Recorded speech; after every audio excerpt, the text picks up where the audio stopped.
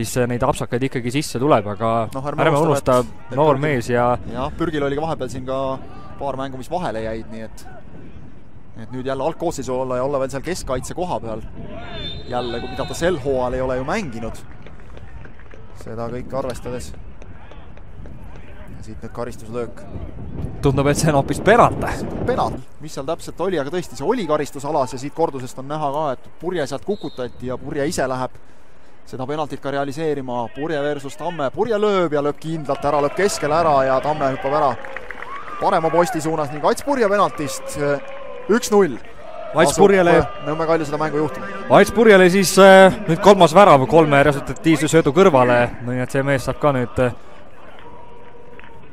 värava rõõmu ka siin natukene tunda.